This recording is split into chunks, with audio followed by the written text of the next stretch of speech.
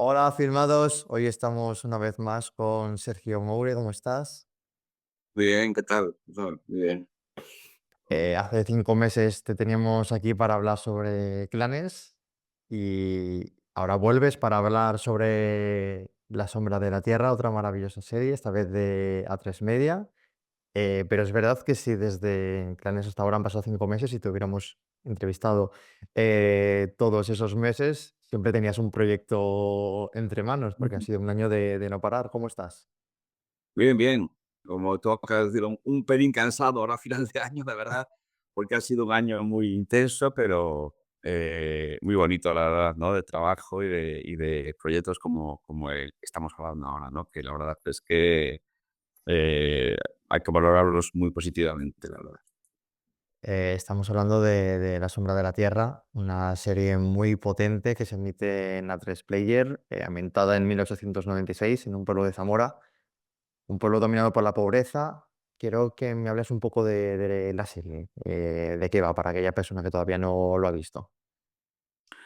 Bueno, pues la serie es una adaptación de la novela La sombra de la tierra, escrita por Elvira Mínguez, la actriz conocida, bueno, hasta ahora la conocíamos como actriz, y realmente ella llevaba muchos años metida también en el tema, interesada por el tema de la literatura, de escribir, y esto fue una historia que fue escribiendo a lo largo de 16 años, y, y bueno, se decidió al final, tenía como cosas sueltas, como historias sueltas de cada personaje, y al final, bueno, pues se sentó a escribir y le salió esta novela tan maravillosa que es La Sombra de la Tierra, que es una novela, una historia ambientada a finales del siglo XX, en un pueblecito de Zamora, en Villaveza del Agua, es un pueblo está cerquita de las lagunas de Villafáfila.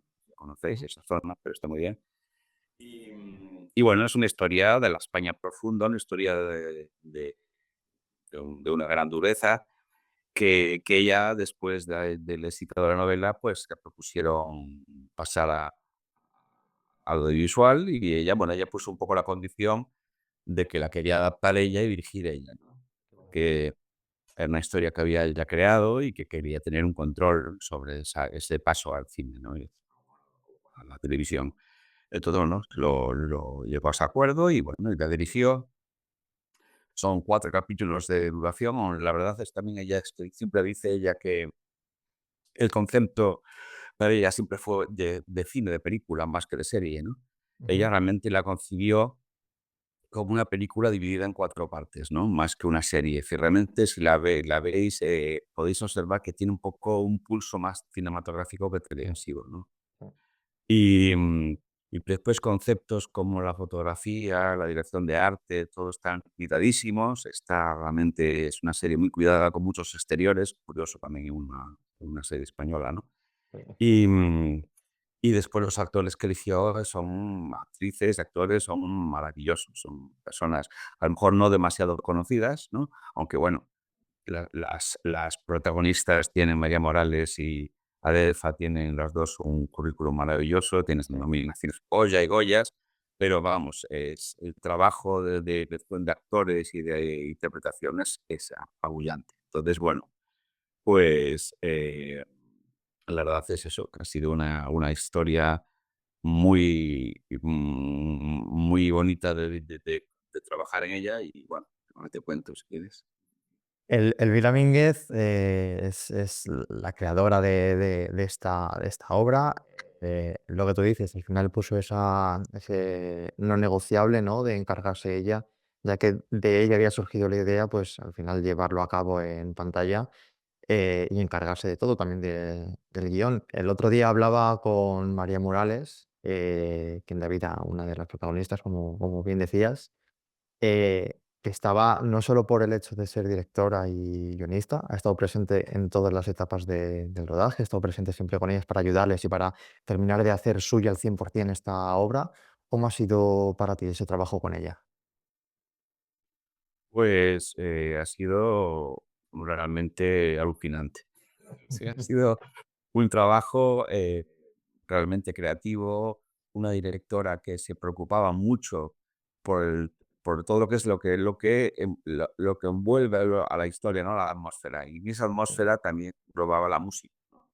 sí. Y la música, pues, tenía muy en la cabeza qué quería, como digo yo siempre, ¿no? Qué quería que la música transmitiera o comunicara o ayudase a comunicar. Y fue, vamos, fue un viaje muy bonito porque además Elvira, pues me dejó total libertad para buscar esos sonidos que ella quería Qué o sonidos, por ejemplo, trabajamos mucho a lo Morricone, a lo Leone, porque además, fíjate que, claro, que realmente estamos hay quienes bueno, y también tiene, yo creo que y también lo dice Elvira, que tiene una parte de western, realmente, bueno. porque realmente se puede considerar que es un western también, ¿no? Y, por ejemplo, lo de asignar instrumentos musicales a personajes, ¿no? Como hacía Morricone, que hacía también a cada personaje le componía un motivo musical o un sonido determinado, ¿no? Como la armónica, por ejemplo, en Estrella por su hora, por ejemplo, ¿no? Pues aquí pasa un poco lo mismo. Aquí las 2 actrices principales, por ejemplo, Tilana, pues cuando veis al personaje de Tilana, una mujer ruda, egoísta, muy seca emocionalmente, podríamos decir, pues, la representa la armónica, son una armónica cuando está ella, ¿no? Igual que, por ejemplo, cuando se ve el personaje o vemos al personaje de Garibalda, esa mujer también, eh, tirana, que tiraniza al pueblo, que lo tiene sometido, pues, es un instrumento de viento, como un fagot o un clarinete bajo, es decir, suenan esos instrumentos es un poco una abstracción, ¿no? Musical de cada aspecto, ¿no? Y yo la verdad es que me lo pasé muy bien buscando sonidos, dediqué mucho tiempo antes de empezar a componer, a buscar esas texturas, ¿no? Que necesitaba, creo, la serie. Y también utilicé instrumentos como en alguna otra ocasión, como la trompa marina o instrumentos como la fírula, instrumentos que suelo utilizar mucho porque creo que son más en este caso, ¿no? Que es como la tierra, que la tierra está muy presente, ¿no? Y son como sonidos muy primarios, ¿no? Sonidos muy ancestrales, ¿no? Y me ayudaba mucho a acompañar esa historia y a darle relieve, ¿no? Con la música. Y yo creo que, ya te digo que más el respeto de Elvira por mi trabajo, el respeto por cuidar todos los aspectos que tiene que ver la música al detalle, pues la verdad, lo he disfrutado muchísimo. La verdad es que ha sido una experiencia, creo que bastante, los años que llevo en esto y son unos cuantos, pues bastante única y irrepetible. Sí, sí. Qué bueno, es que para única y repetible lo clavas también por lo que decíamos antes de la fotografía, la ambientación, los decorados, estilismo, es que absolutamente todo. em, Todo forma parte de una armonía, que además se siente abrazada con la banda sonora personalizada por cada personaje. Hace de la serie algo único. Decías que estaba concebida para ser una película en 4 partes. Ahora que se ha hecho en formato serie y que es más público, por así decirlo, ¿ha limitado algo? No, yo creo que, bueno, más que concebida para ser serie, Elvira la tenía en su cabeza como película, ¿no? Más que después, obviamente, sabía que estaba rodando una serie, ¿no? Pero me refiero que ella, el concepto que tenía ella visual y dramático, ¿no? El tema del arco dramático, eso lo tenía un poco como si fuese una peli, ¿no? Un Claro, largometraje. sí. Pero bueno, obviamente después cada capítulo son poquitos capítulos, eso sí, son 4 capítulos, pero ahora Ujú. tiene están todos interrelacionados, ¿no? Como que no son historias, como puede haber algunas series que son como historias un poco independientes. Aquí está todo interrelacionado y si quieres enterarte de lo que pasa, y lo que ocurre en el tercer capítulo, tienes que ver los 2 anteriores. Pero saber que ¿no? Que tiene ese concepto, ¿no? De interrelación de todo, porque realmente las 4 partes son un todo, ¿no? De la serie, de la historia que estamos contando, ¿no? Esta historia que trata sobre Atilana y Garibalda, que son dos enemigas que se llevan a matar. Metiéndonos ahora un poquito en la historia. La Ujú. pregunta va un poco con un enfoque también a la vida real. Con tantos problemas que hay en el mundo, tantos Sí. problemas que tiene también uno personalmente, ¿hay hueco para el odio? ¿Hay hueco para la ira? Realmente, también como decía Elvira, también esta es una historia, de una historia que eso, de la España profunda, pero también una historia de lo que dice ella siempre, de la violencia intrafamiliar. Es decir, de la violencia de los niños, de la violencia que ejercen también los padres sobre los hijos, ¿no? En esta ocasión. Y es una historia con partes muy duras y realmente historias en que cuando me contaba Elvira, cuando estaba presentando la serie, perdón, la novela, pues se le acercaba a gente, personas que contándole su caso en relación a esto que cuenta la Sable, ¿no? Es decir, es una historia también del odio, es decir, del odio entre dos mujeres, un odio ancestral, un odio larvado, ¿no? Realmente, y que se va, como dice la película y la novela, se va alimentando cada día, ¿no? Y también llega un momento que cuando el objeto odiado no existe o ya no sí, ya no existe, pues es difícil mantener ese nivel, ¿no?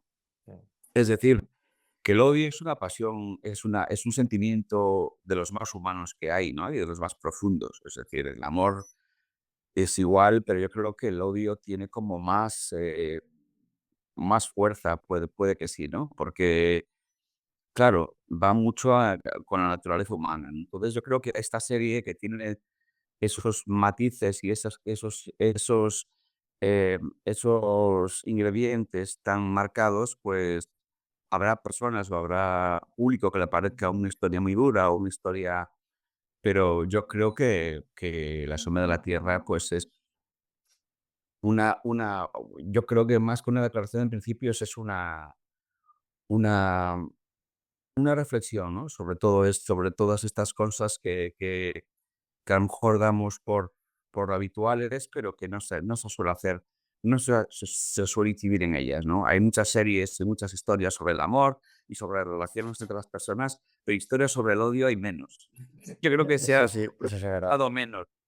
Y además estamos en una época ahora Sí. que estamos en la época de los haters, entonces, que ¿no? En redes, y también lo ves también en la política y lo ves en muchos niveles, en muchos planos, de que con poco que hagas, este sentimiento puede ganar a muchos otros, ¿no? Ciertamente, si se le alimenta un poquito, ¿no? Sí. Podemos llegar a los niveles en que estamos ahora ya, no solo en España, sino a nivel global, europeo. Es decir, yo creo que, vamos, yo creo que también un poco desde el punto de vista de que los seres humanos no tenemos remedio. Yo creo que es Yo un creo que ya poco nos eso. vamos a peor. Es que estamos viviendo de una época de cambios. No tiene absolutamente nada que ver la forma de crear, hacer cine, esa expresión de hace unos años con respecto a ahora.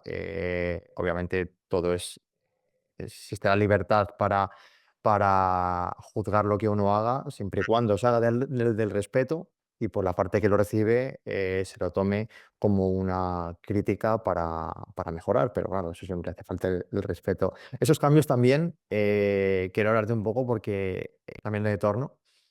En septiembre hizo 20 años de su primer largometraje, Inconscientes. 20 años de esos cambios constantes en la sociedad, en salas de cine, una evolución, una forma de verlo y construirlo completamente distinto. ¿Cómo ha sido el camino hasta ahora y un poco qué diferencias has descubierto? Pues sí, la verdad es que ha sido un una carrera de fondo. Creo que desde mi época de estudiante, desde que terminé mis estudios en Barcelona hasta que hice mi primer largo, pasaron unos años. Es decir, yo siempre tuve muy claro el tema del cine, por eso comencé también a la vez que estaba acabando de estudiar. Empecé a componer música para cortometrajes, para intentar entrar ahí. Y bueno, en mi caso, eso, la pasión por la música, pero pues en especial por las bandas sonoras, la tuve súper muy claro en ese aspecto. Por ejemplo, cuando veo a mis hijas, por ejemplo, adolescentes ahora que no saben qué escoger o qué hacer, ¿no? Por ahora me cuesta mucho ponerme en su lugar porque en mi caso es un extraño caso, parece ser que, no sé, que es extraño, que tengo muy claro desde muy niño lo que quería hacer.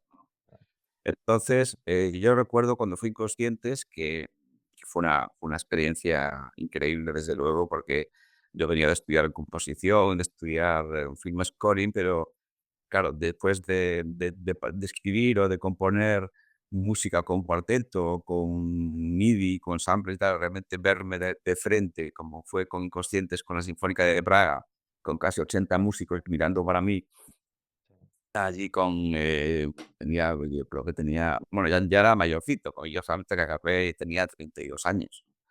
Pero bueno, el caso es que, bueno, que siempre impresiona. Me acuerdo que me decía el ingeniero, que era un ingeniero de sonido muy veterano, eh, estábamos grabando y querían preguntarme cosas del concertino de la orquesta y, y me dijo, Sergio, y miró para mí y yo en vez de estar mirando toda la partitura, me estaba cayendo unos lagrimones tremendos por lo emocionado que estaba porque la verdad es que la cosa impresiona, ¿no? Impresiona ver tu música interpretada a ese nivel, ¿no? Después, a partir de ahí, bueno, pues a partir de ahí, la cosa fue despacio, pero vamos, es decir, me fui introduciendo en el cine con esa música. Bueno, también hay que decir que esa fuera mi primera banda sonora y también mi primera y única hasta el día de hoy nominación a los Goya, pero bueno, tampoco puedo decir que me nominaron a los Goya en mi primer largometraje, que eso pasa, se nos suele notar habitualmente, ¿no? Y, y hasta ahora, pues eso, he podido hacer bastantes películas, documentales, true crime y series. Y bueno, he ido haciendo un poco lo que ha ido saliendo y lo que la verdad es que ha sido un camino muy bonito, también duro, muchas veces por esto, porque a veces estar pendiente del teléfono para que te llamen, ¿no? Cuando ves que realmente hay cosas que dependen de ti, pero hay cosas que no, que en absoluto, que hay cosas que son del azar o de la situación en general. Es decir, hay veces que cuando hay mucho trabajo hay que cogerlo todo y a veces hay mucho y se te juntan muchos proyectos y no puedes dormir y hay otras veces que hay un silencio sepulcral y no se mueve nada, ¿no?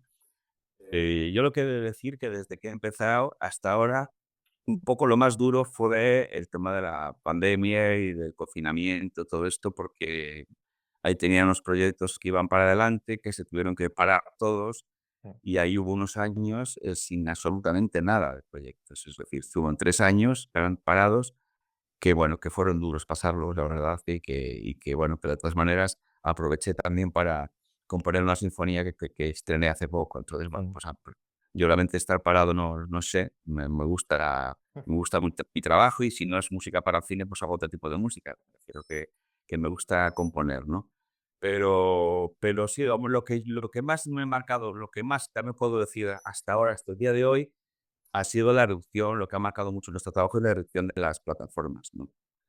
Eso, como el otro día lo comentaba con compañeros, ¿no? El hecho de que una película que haga su banda sonora se estrene en España y que, después de un tiempo, si tiene éxito, se estrena en otro país, en Inglaterra o en Alemania. Pero claro, el hecho de componer algo y que al momento, cuando lo dan ahí allí en la plataforma al botón, se pueda ver en 198 países a la vez, pues, la verdad es que marca un antes y un después. Yo tengo que decirlo, ¿no? Es decir, eh, por ejemplo, Clanners o en Infiesto o en ¿Dónde está Marta?, ¿no? Realmente date cuenta de que, por ejemplo, ¿Dónde está Marta? Curiosamente, había países como la India o como Hong Kong que tenía un exitazo. Y yo pensando, bueno, pero si es una historia como muy local, una historia muy dura, por ejemplo, ¿Dónde está Marta? Sobre Marta del Castillo, pero es una historia muy de España, ¿no?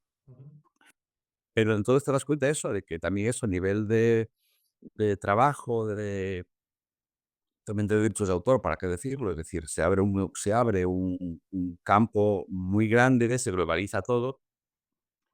Y lo que también tengo que decir es que yo, componiendo para plataformas, para televisión, que podemos decir, englobarla en esa parte, o componiendo para cine, para salas de cine, las exigencias técnicas son las mismas o superiores. Es decir, yo cuando trabajo con plataformas, con Netflix, por ejemplo, hay que mezclar en Dolby Atmos, hay que mezclar en algunos sistemas, con los sistemas que son tradicionalmente para cine, ¿no? Son sistemas, ¿no? Pero vamos, los requisitos son los mismos o son superiores, ¿no? Entonces, bueno, digo que, bueno, que ha sido un camino muy bonito, pero la verdad es que duro y bonito a la vez, pero la verdad es que muy apasionante, como digo yo, ¿no? Como Sí, sí. siempre hay esos años Ujú. que por lo que sea no sale como debería, pero fíjate ahora, estamos en 2024 y no has parado, entonces eso también forma parte del proceso. Ujú, ujú. Has estado o sea, tu música, tu arte ha estado presente en un montón de proyectos estrenados este año, de los más reconocidos. Quería un poco preguntarte también si has hecho balance de este año y cómo llega 2025. Pues, 2025 hay proyectos ahí en posible, bueno, pues hay proyectos que pueden salir o que no, pues, como digo yo también siempre, hace años me ilusionaba mucho cuando había pues, una posibilidad de que haber un proyecto nuevo, pero después por lo que fuese se caía o no se hacía o lo que sea. Entonces, bueno, yo ahora últimamente lo que hago, también muy aconsejado por mi mujer, que es muy sensata, es realmente cuando está filmada la cosa, pues ahí se habla y se dice y se tiene en cuenta, ¿no? Pero me refiero que, bueno, la verdad es que ya te digo, sí que es cierto que este año ha sido muy apasionante. Los 2 proyectos en los que he trabajado para plataformas han tenido mucho éxito, están teniendo mucho éxito, como es el caso. Clanes lo tuvo. Realmente Clanes fue realmente una de las primeras series de habla no inglesa a nivel mundial con más visionados. La verdad que fue increíble. Sí. Y y bueno, y La sombra de la tierra, pues yo creo que a lo mejor no tiene tanto éxito de visionados como puede tener Clannad, pero sí que está teniendo mucho éxito a nivel crítica y a nivel, porque realmente sí que me parece una serie, un trabajo muy pulcro, muy bien hecho, y la verdad es que me siento muy orgulloso, la verdad. Es que no me imagino haberlo que Elvira lo hubiese hecho mejor. Que además teniendo en cuenta que es su primer largometraje, es decir, su primera producción como directora, ¿no? Es que es su primera novela, su primer guión, su primera adaptación del guión y su primer.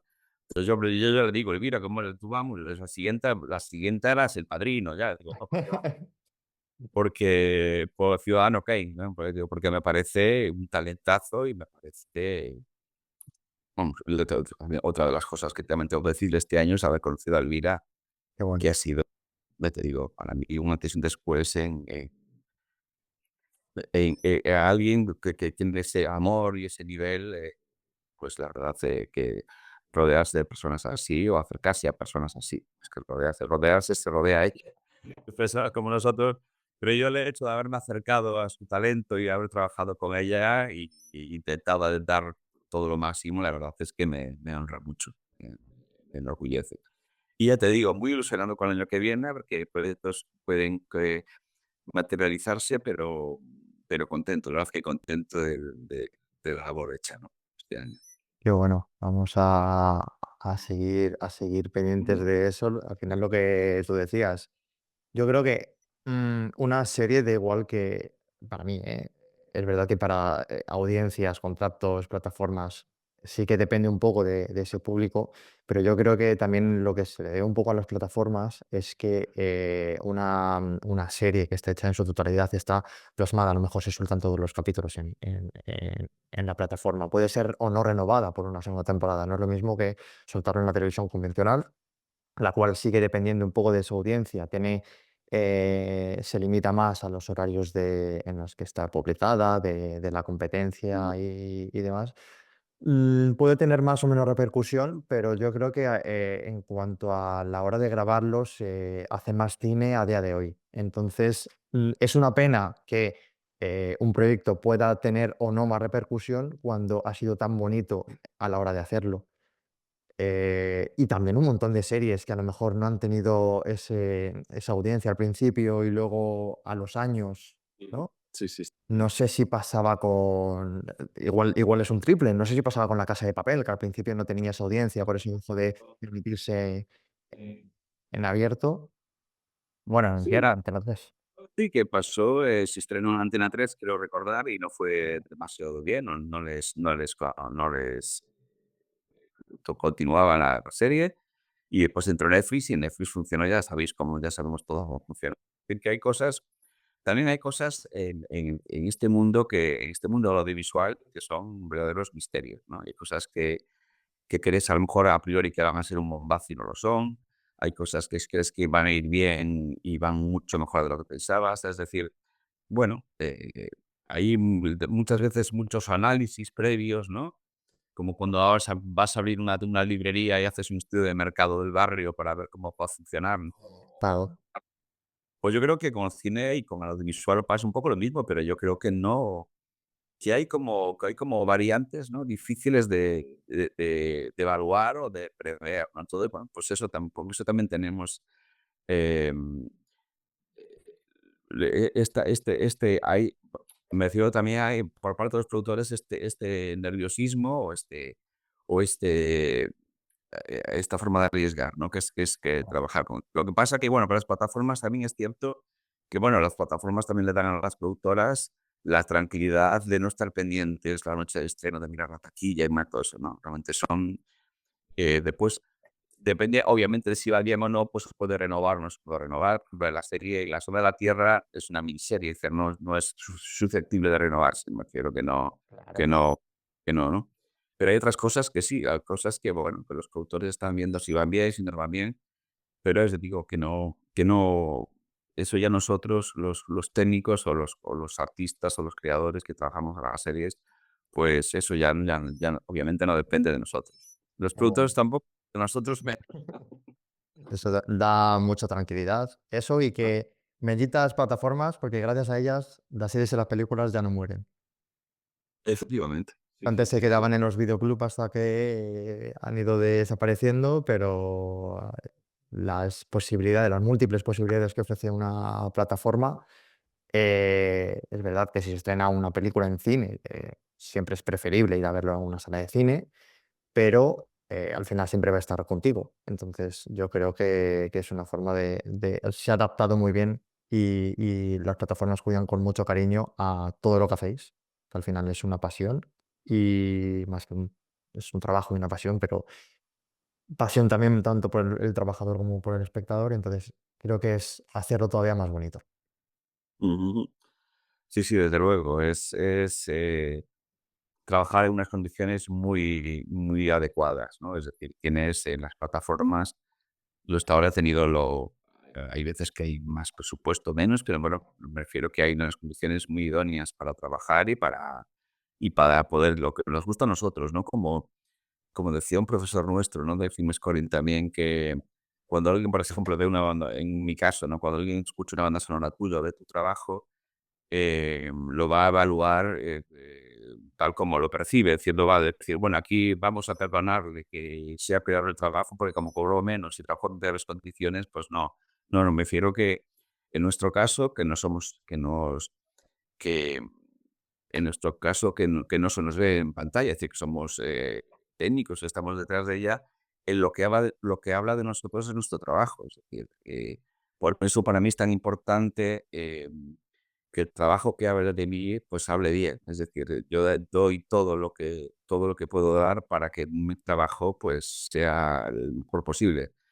Obviamente, pues cada uno, cada compositor trabajará al nivel que tiene o hará, pero en mi caso es casi una obsesión, ¿no? Es decir, dar sobre todo lo que pide la historia, lo que pide el director y a nivel musical todo lo que puedo dar, ¿no? Es una cosa que me gusta enfocarme en ello, ¿no? Solo hay que ver La sombra de la tierra para ver que tienes toda la razón. Muchas gracias. Pues te deseo muchísimo éxito con la serie, muchísimo éxito en tu 2025, que vaya igual o mejor que este año que ha sido un no parar. Y te doy las gracias por estar aquí otra vez con nosotros. A ti, a vosotros y muchísimas gracias por esta reunión. Muchas gracias. Un abrazo muy grande. Hasta luego.